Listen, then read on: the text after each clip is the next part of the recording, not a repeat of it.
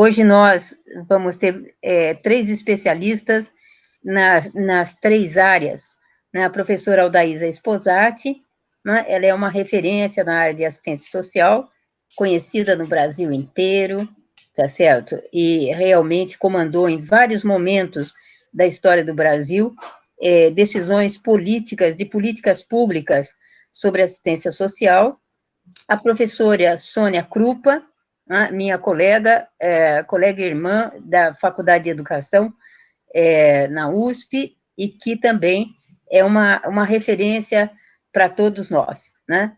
Ela é uma das, junto com a Cleide, teimosas que geraram a possibilidade desse curso, né? E nós vamos ter, cadê a Marília?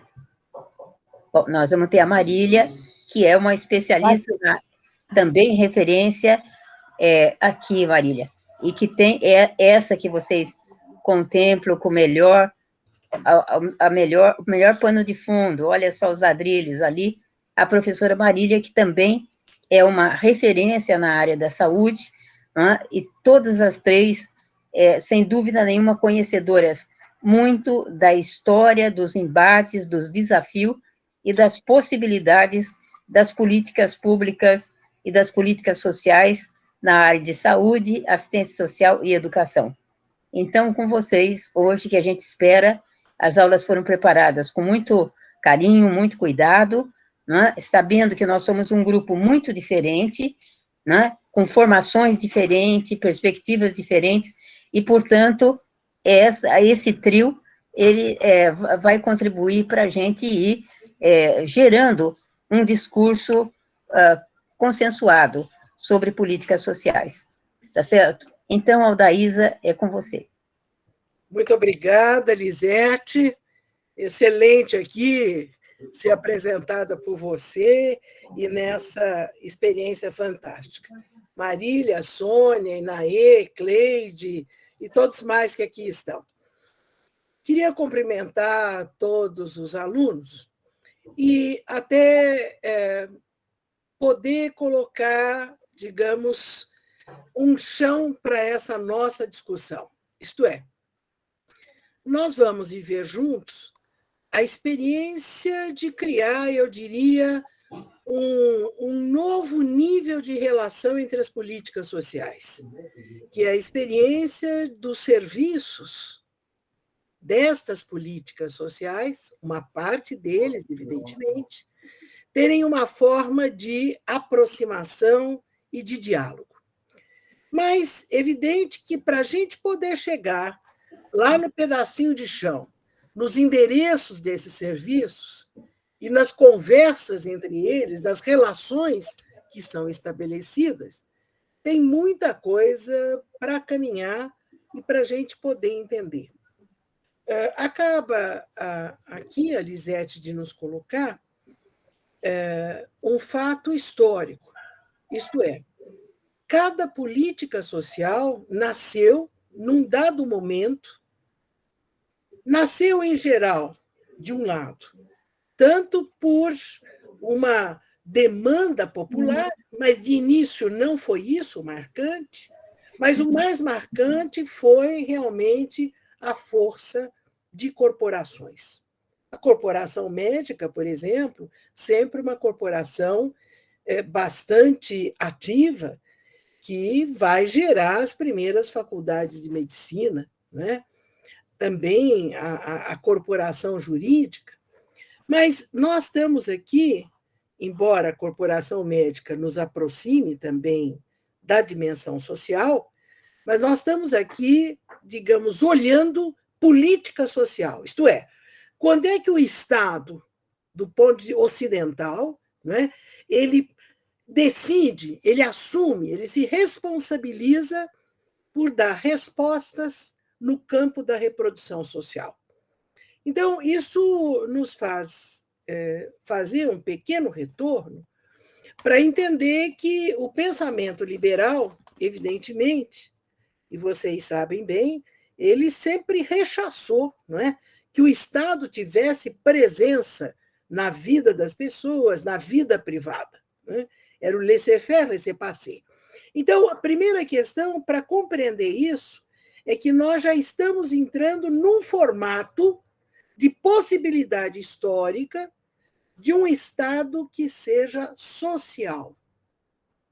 E para alguns, claro, isso foi, digamos, uma grande celeuma. Começa com Bismarck, lá na Alemanha, e que a gente tem, inclusive, a raiz bismarckiana, mas ele vai começar, inclusive, para o enfrentamento até, digamos, de que uma esquerda, né, ela se apropriasse, digamos, de mais espaço, ele vai estar constituindo o que hoje nós conhecemos por Previdência Social, que seria um fundo de apoio, né, constituído pelo próprio trabalhador, pelo Estado e pela empresa, para poder acontecer a manutenção da vida do trabalhador no momento em que ele deixasse o trabalho, lhe acontecesse alguma coisa.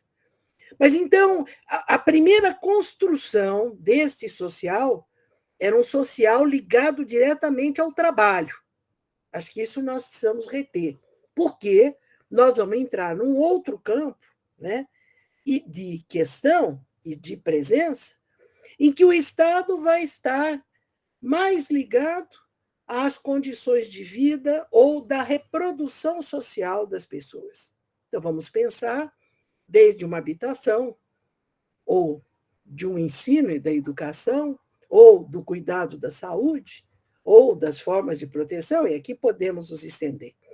Então, esta questão da possibilidade do Estado intervir, ela foi construída depois da Segunda Guerra Mundial, quando um grande economista britânico, John Maynard Keynes, e daí, inclusive, vocês sabem do keynesianismo, né, que é um dos pilares, digamos, na sociedade capitalista da política social, ele vai afirmar que, sim, o Estado, cabe ao Estado intervir.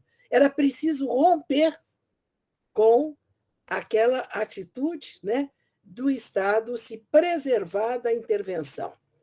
E dizia que o Estado tinha que intervir na crise. Porque, lembremos, nos anos 30, com a queda da Bolsa em 1929, foi demonstrado que o mercado não tinha condições realmente de dar as respostas necessárias. Aí começa a construção do New Deal, começa a constituição, por exemplo, do apoio às famílias que estavam famintas por conta da crise ali colocada. E foi uma crise extensiva ao mundo. Então, digamos assim, essa possibilidade, essa construção histórica da presença e intervenção do Estado, ela vai estar se constituindo depois dos anos 30, Segunda Guerra Mundial, e ela vai se misturar com o esforço da reconstrução da Segunda Guerra Mundial. E isto, inclusive, vai dar nome a um modo de Estado social que foi chamado de welfare state, que é uma construção, né, que respondia por um conjunto de atenções, porque era entendido, e Keynes mostrou que se o Estado ele, digamos, oferecesse condições e recursos para a educação, aquilo também reverteria para a própria coletividade. E assim, nós passamos os chamados anos dourados, que foi na construção ocidental europeia. De 45 a 75, nós tivemos este crescimento, desde o exemplo dos países escandinavos e daí para frente, várias propostas, não é? Em que a educação, em que a habitação, em que a saúde foram se desenvolvendo. Então, isto vai ter, não é, um breque, uma reversão muito forte, começando na Inglaterra, com a Thatcher, que foi a chegada do neoliberalismo e o desmanche de um conjunto de atenções. E veja, o sistema de saúde britânico ele é uma referência. O próprio SUS bebeu também um pouco dessa fonte, embora eu prefira o SUS, evidentemente, mas você tem uma construção também de um sistema de saúde alargado. Então, essa questão, né, que vai acontecer a partir da Thatcher, dessa invasão do neoliberalismo, ela vai trazer uma redução da presença do Estado. Redução essa no social. Redução essa, é evidente, que vai depender muito dos confrontos, dos enfrentamentos a cada uma das realidades.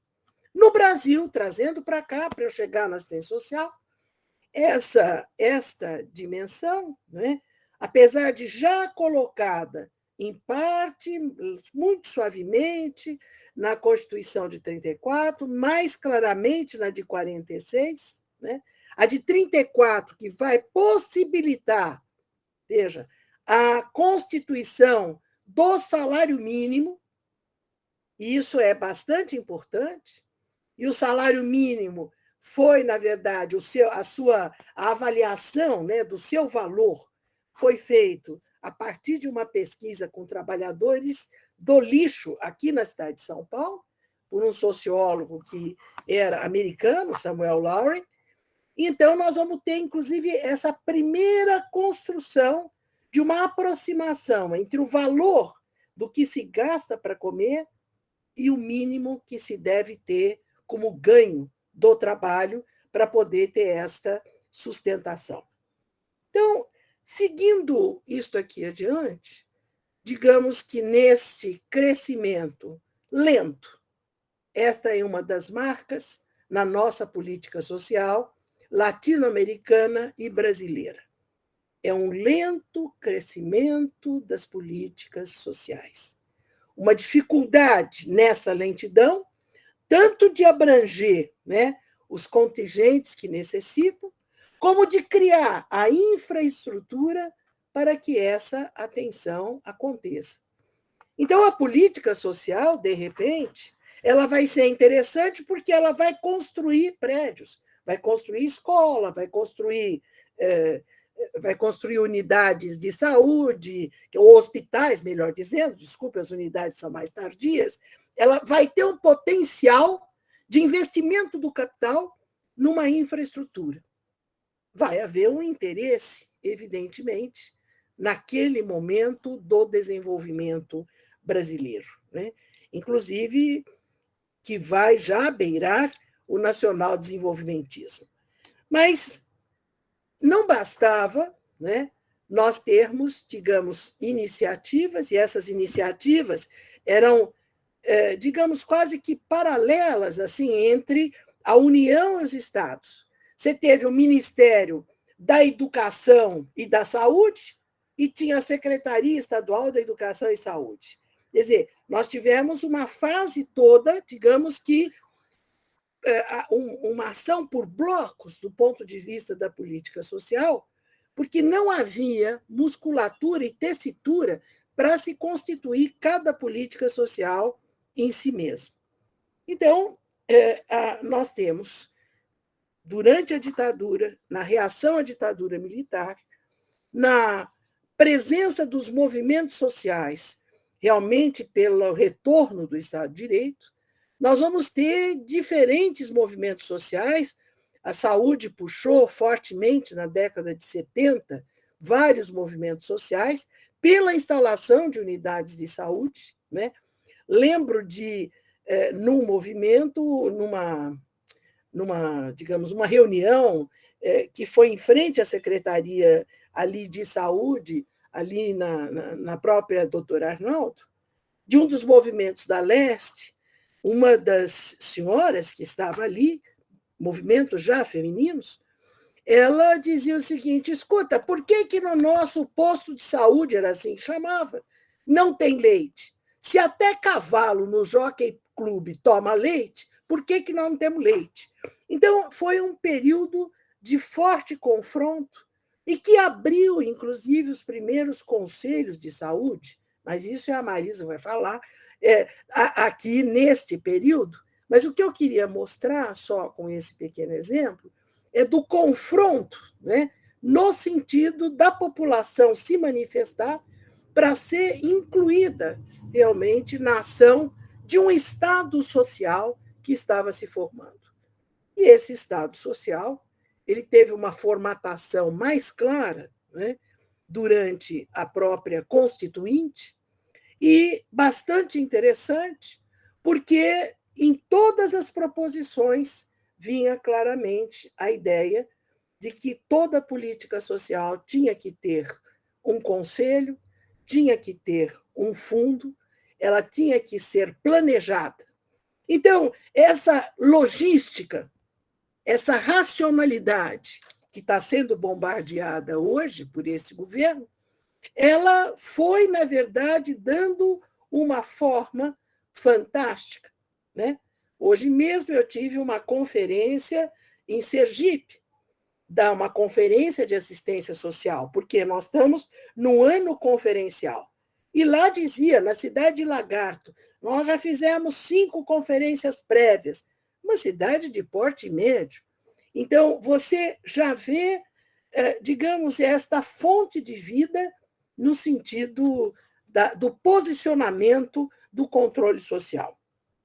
Mas eu queria voltar aqui para dizer o seguinte: então, apesar de que tivemos, a partir de 88, né, um fortalecimento das políticas sociais, cada um dos sistemas, no caso, o sistema educacional, o sistema único de saúde, o sistema único de assistência social, o de educação não é único, mas isso é da parte da Sônia, que vai contar para vocês, né? Quer dizer, como é que é essa estruturação. E o que vai acontecer é que nós vamos nos desenvolver num campo comum, que é o campo da proteção social. Isto é, nós vamos ter, pelas políticas sociais, uma presença e resposta a necessidades do cidadão e da cidadania, né, que são bastante importantes.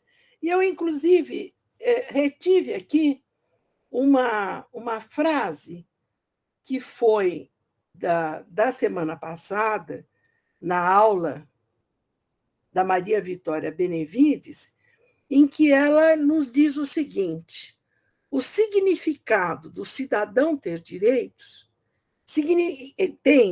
quer dizer que ele é beneficiário de deveres de outrem ou do Estado e suas instituições.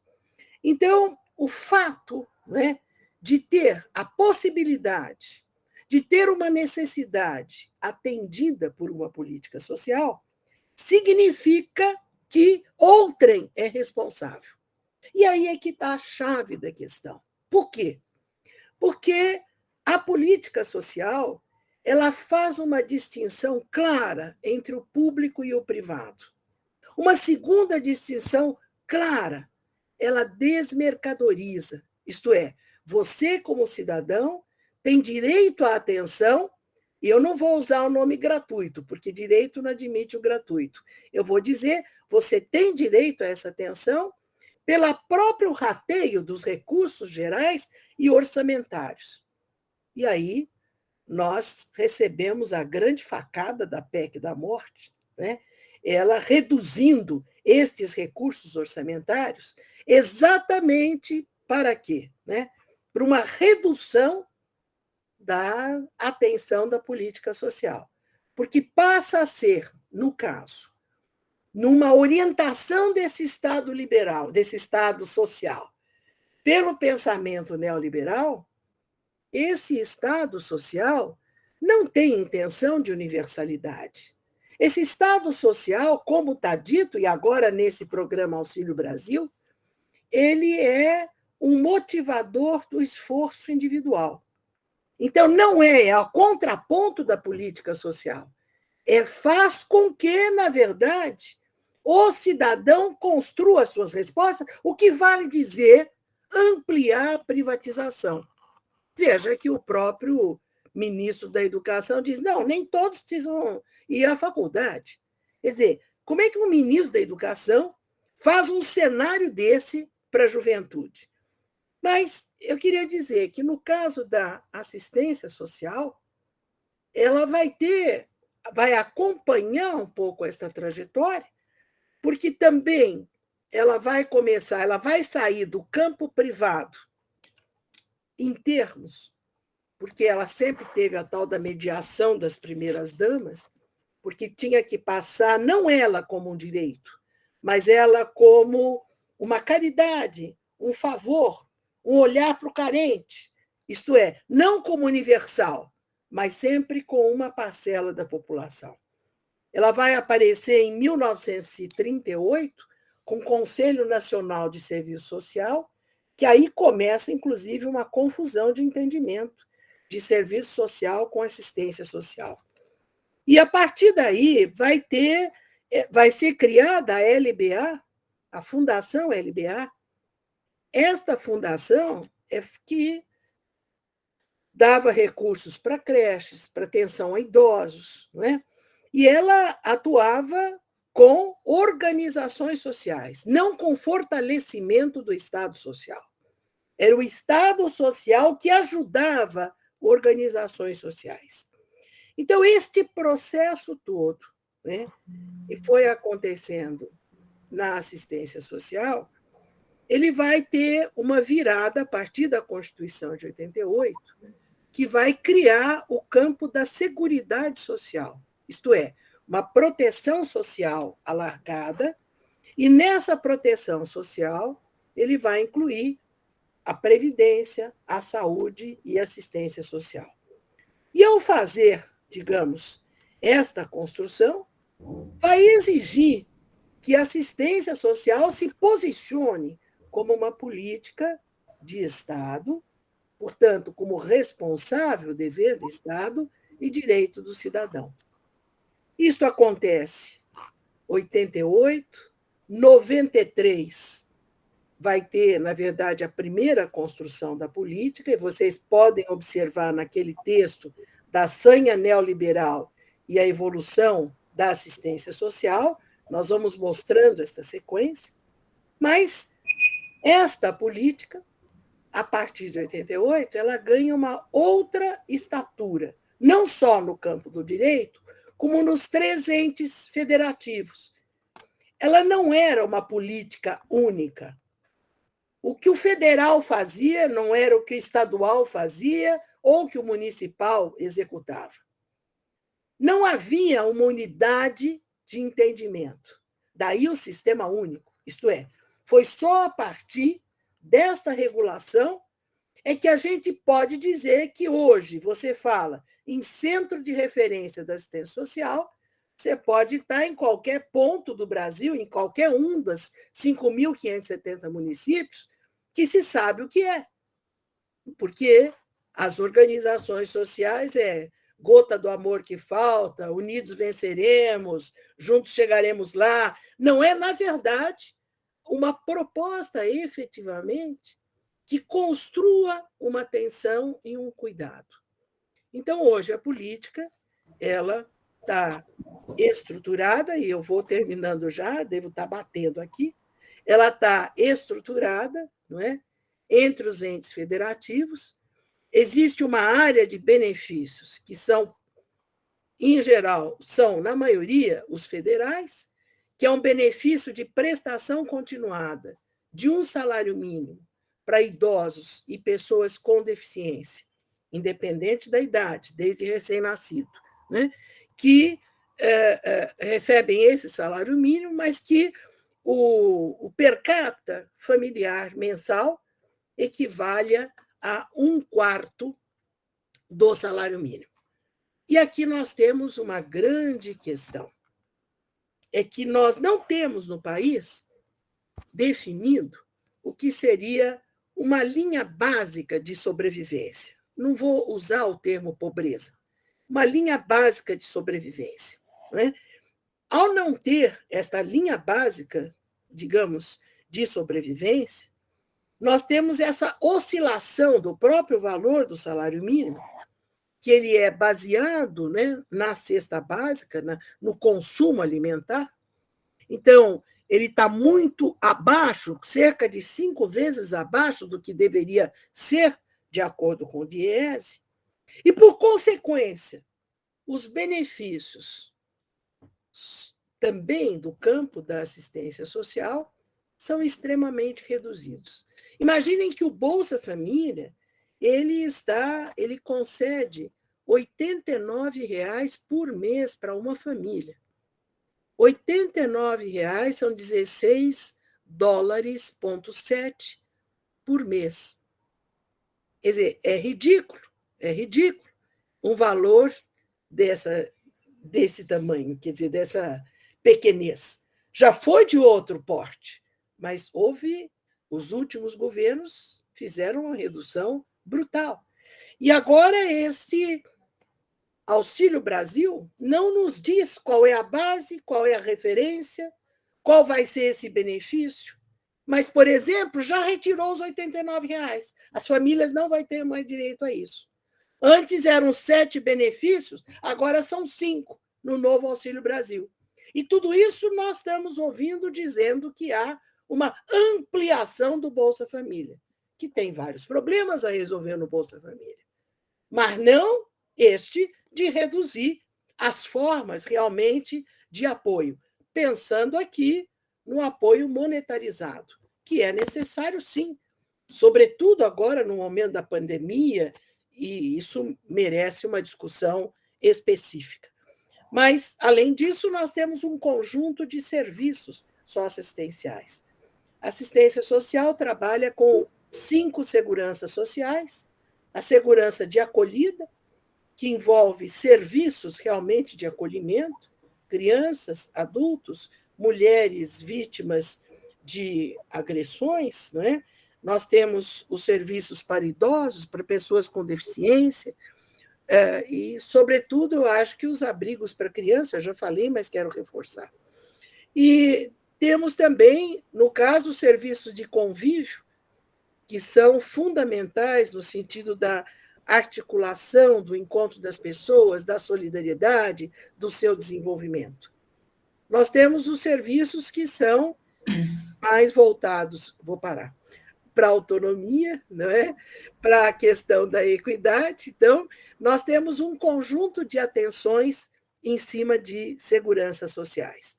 É muito rápido, o tempo é pouco, para apresentar muita coisa, mas dizendo a vocês que hoje só a assistência social ela encontra, digamos, nos municípios uma forte demanda, porque ela é uma política do cotidiano, fundamentalmente, né?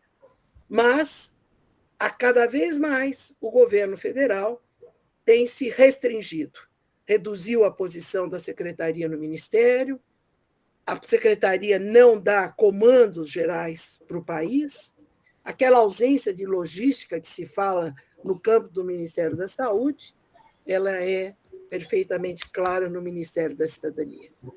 Então, vocês vão estar vivendo uma nova experiência. É essa logística, essa construção num pedaço da cidade, né, entre 3 serviços de 3 políticas voltadas realmente para a proteção, desenvolvimento do cidadão. 3 políticas que dialogam com uma realidade posta ali no concreto para todos eles. Eu passo a bola agora aqui, eu passo para a Sônia. a Obrigada, Sônia. Daísa. Obrigada.